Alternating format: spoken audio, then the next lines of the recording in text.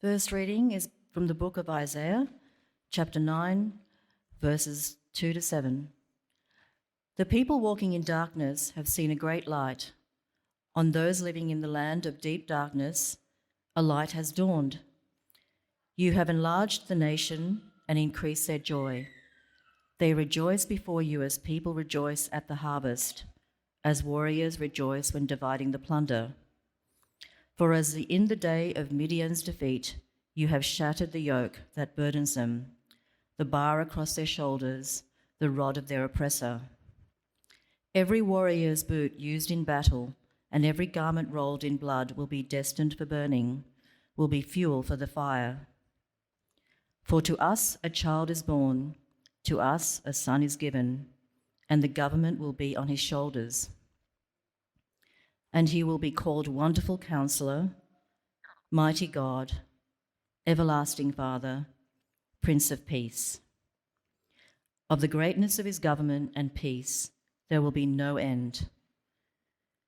He will reign on David's throne and over his kingdom, establishing and upholding it with justice and righteousness from that time on and forever.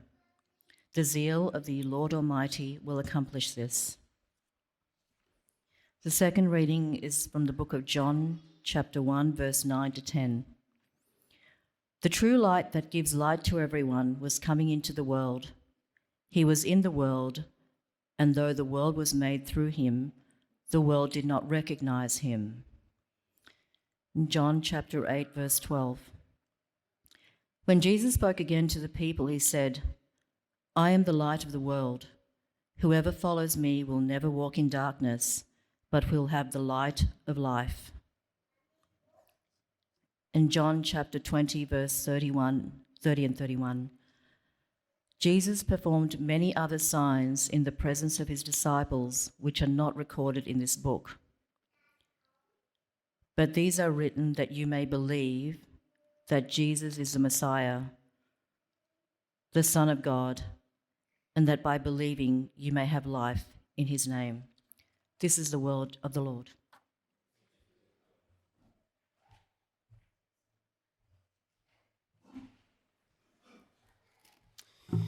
Thanks, Marianne. Good morning. Merry Christmas. Well, I wonder whether you've had your chance to do your night drive around Penrith yet, have you? I think that's one of the things that Penrith excels at, Christmas lights. Have you done your dash around the streets and seen the effort that people have put in? Even just over the road, our neighbours have done this, which is just incredible. Epic lights, aren't they, what they've done? I saw our neighbours, two middle-aged men, out in the hot sun in December putting these up. My wife Jen, as she was driving down the road, wound down a window and said, "Looking great, guys." And as she drove away, she thought, I can imagine what two shirtless middle-aged men thought when I said, "Looking great, guys," but the lights are looking great, aren't they? And there's some other lights around here in Penrith. Have you seen these ones? Anyone live in either of these places in Penrith? Aren't they amazing? Epic job. So let me ask you, why lights at Christmas? I mean, we put lights everywhere at Christmas, as Mark has said. We put them on the top of the tree, we put them around the tree, we put them on the roof, we hold them at carols. They're everywhere. Why? Why do we go so big on lights at Christmas? I mean, other things that we remember, like Anzac Day, we wear rosemary that grew wild at Gallipoli. We wear poppies and Remembrance Day, remembering the poppies that grew on the fields of Belgium and France. But why lights at Christmas? There's actually a really good light. There's a really good reason for lights at Christmas. They go together. Let's go back to the passages that Marianne read for us on the sheet. Particularly the second sheet. How many lights did you count, by the way? How many words did you count? 6. Oh, that's what I got, so perhaps there's more, but, you beat me if you got more than 6. The middle passage there in John 8, I just want us to focus in on that passage. At John 8, Jesus is speaking in Jerusalem. He's standing at a really significant spot around the time of a really significant festival. At this particular festival in Jerusalem stood these massive pillars of light. So these massive pillars that on the top of them they had a basin with oil, and they were alight. If you can think of Jerusalem, they were as high as the city walls. That's how big these light pillars were. You can imagine the light show. This is before electricity, remember? Light's a bit harder to come by. And so Jesus is standing in front of these pillars of light. And these are the words he speaks. Marianne read them for us. He said, Jesus said, I am the light of the world. Now, those first two words don't mean a great deal to us. I am. But they speak volumes to the original audience. Because I am is the name of their God. The Old Testament name of God is I am, or Yahweh. And so as Jesus stands in front of them, he is saying, I am God. Crucial to my identity is my godness or my divinity. He's gathering all that they know about God, and he's gathering all that they know about light and saying, that's me. That's who I am. I am God. I am the light of the world. Do you notice the scope of these words? It's not as if it's an American president standing before people saying, I'm going to make America great again. It's not a bunch of Australians at a footy match singing Advance Australia Fair. No. Jesus is talking about light, not just for Israel, but for Palestine as well. Not just for then, but now. For America, Australia, Asia, Antarctica, everywhere. Jesus is saying, I am the light of the whole world. I wonder, can you remember the last time you stood in darkness? We did one of those tours of a gold mine down Bendigo Way. I wonder if anyone's done a tour like that. And so you get into this rickety old mine shaft lift that carries you down. You feel like you're going to the core of the earth. And you have your miner's helmet and light on. You're encouraged to turn your light on. And then you step out of this rickety lift into the cool and breezy mine shaft. I still remember when we were told to turn our lights off. I can't remember experiencing a darkness quite like that. The darkness was just so intense, it was so dense. I had kids with me, I was frightened, I couldn't see a thing, I couldn't see them, I couldn't see anything. It's not like nighttime darkness where you can see something, there's some light there. It was just like a complete absence of light. I've got to tell you, the relief that coursed through my veins when we put the lights back on was palpable. And that's the same relief that Jesus speaks to when he says, I'm the light of the world. Whoever follows me will never walk in darkness. See, people listening to Jesus as he stood by those massive pillars of light, they wanted to stop walking in darkness too. Because they knew darkness. They knew the darkness of foreign oppression. They were ruled by Romans. Their darkness was a complete lack of peace, a complete lack of freedom. They lived their lives ruled by people who didn't look like them, didn't speak like them, people who took their meagre income and shipped it across the other side of the world. They needed light in their darkness, and they'd been promised light. You read the first passage that Marianne read for us from Isaiah. You see that very first line there, verse 2. They'd been promised light in their darkness. The people walking in darkness had seen a great light. On those living in the land of deep darkness, a light had dawned. And as you keep reading, you see that this light comes in the form of a person, a ruler. That's who they were waiting for. And now, even though we're not troubled by foreign oppression, we have a darkness of our own. Families today are wrestling with grief. I'm sure many of us are wrestling with a grief of one form or another that becomes apparent at Christmas, even more apparent. This is often not a season of joy for everyone. Often it's not a season of hope for everyone. My parents have been taking calls on Lifeline for as long as I can remember. They talk about the spike in calls today. And then, where you think, what's the most hopeful time of year? The cusp of the new year. Guess what? There's another spike of calls on New Year's Eve and New Year's Day.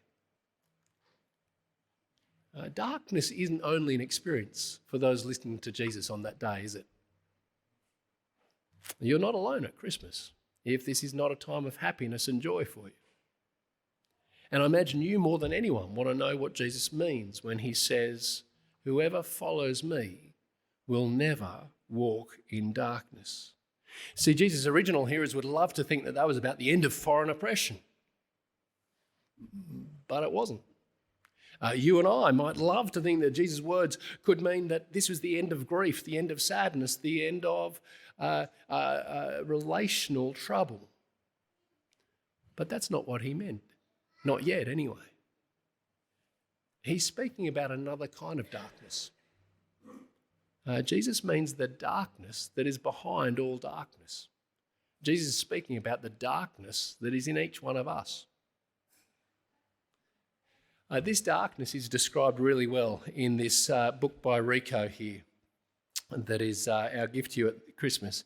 On the screen there, Rico says that deep down we expect every relationship to be on our terms. Most of our frustrations, tensions and arguments with others arise at least in part because other people don't do what we want them to do. And our problem isn't just horizontal with each other. It's vertical with God. We want to or don't want to relate to him on our own terms. Though he created us, we say, no, my life, my rules. Even though as a creator, he could say, no, his world, his rules. And that's the darkness that each of us walk in. We choose conflict with him over peace with him. And that's what the Bible calls walking in darkness or walking in sin. The consequence is being separated from God, not being at peace with God, being at war with God. Next door, down here over the other side of the car park, is the St. Stephen's graveyard. I wonder if anyone has had a walk around the St. Stephen's graveyard. There's some fascinating gravestones there, fascinating inscriptions. You read on the gravestones that people talk about, well, this person died in hope, or this person died in peace. And of course, you've got those who rest in peace, or those who are resting in peace.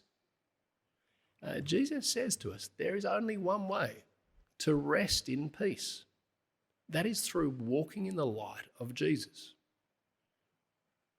See, there's darkness in our world, and God is a just judge. And the end of walking in darkness is actually being out of relationship with God. Not resting in peace, not ROP, but resting without peace. And Jesus says, and friends, this is the good news of Christmas. Jesus says it doesn't need to be this way because I am the light of the world. Whoever follows me will never walk in darkness, but will have the light of life. Following Jesus, we rest in peace because he dies that we might live. When Jesus died, remember what happened? If we fast forward to Easter, as Jesus died in the middle of the day, what happened? Darkness came over the land. The light of the world descended into darkness in order to bring us into God's beautiful light. In November, I attended a funeral of a lovely man by the name of John here. About 3 years ago, John came along to church. He decided it was time to come to church. And he did some courses. He read passages from the Bible. He came to know where he stood with God. John, as Jesus says, stopped walking in the darkness, started walking in the light. Now, afterwards, it's not as if he lived a particularly easy life, but everything he went through, including a terminal diagnosis, was comforted and informed by the love of God and his trust in Jesus Christ. As a church, week by week, we got to see this lovely man, this man who we loved, get sicker and sicker. He got thinner and thinner. Yet it was our privilege as a church to see this man walking in the light. He was so ready for the end of his life when it came. And so I trust too that John, because he walked in the light, he rests in peace. That is the great news of Jesus as the light of the world coming into the world. Whoever follows me will never walk in darkness, but will have the light of life. Friends, of course, this light is available to each one of us, isn't it? So that we too can stop walking in the darkness. Now imagine if this is pretty new to you, you probably have stacks of questions. As Jesus stood at the pillar in Jerusalem, people had plenty of questions then. So let me encourage you, join me for that Hope Explored course in January. If you're a bit anxious about joining a course, the course is written by the same guy that writes this book. So if you're nervous about the course, have a read of this book, and if you like the sound of what he says, come along, join us for the course. Well, as we did our night drive around Penrith, I think it was last Friday night, the amazing light shows kind of displayed a lot of what people love about Christmas.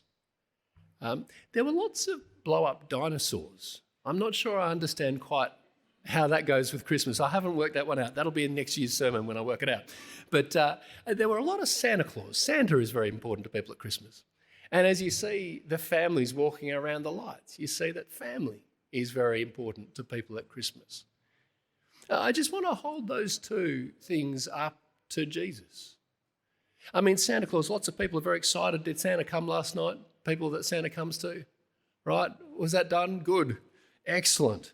Is he going to come tomorrow night? Is he going to come the night after? I suspect not, yeah? So Santa is lovely, a sugar hit one day of the year, but no one says Santa is the light of the year, light of the world, do they? No one says Santa is the light of the world. What about family? We say Christmas is about family.